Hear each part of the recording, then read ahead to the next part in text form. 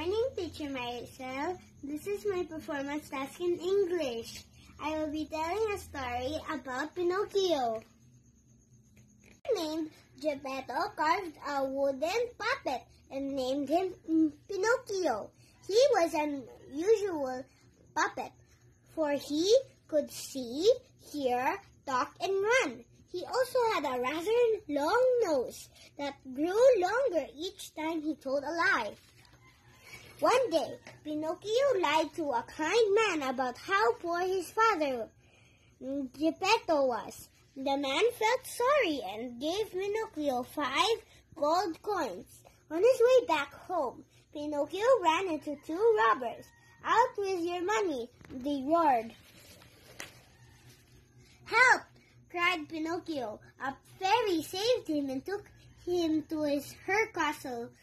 Her woodpeckers pecked his long nose and made it smaller.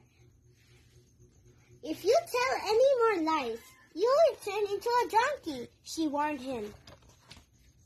Pinocchio returned home and forgot about the fairy's warning.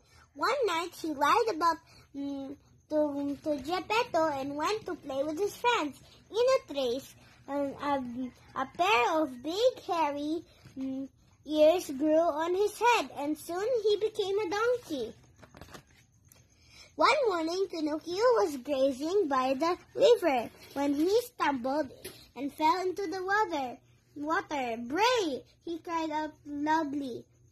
The fairy who had warned him was flying by. Zippy zoopet. From donkey to puppet. She zapped and flew. Pinocchio was a puppet again. Pinocchio tried to swim in the shore, but instead he swam straight into the open mouth of a big fish. When he reached its big belly, he got a surprise. Geppetto was sitting there. He also swam into the fish's mouth that morning.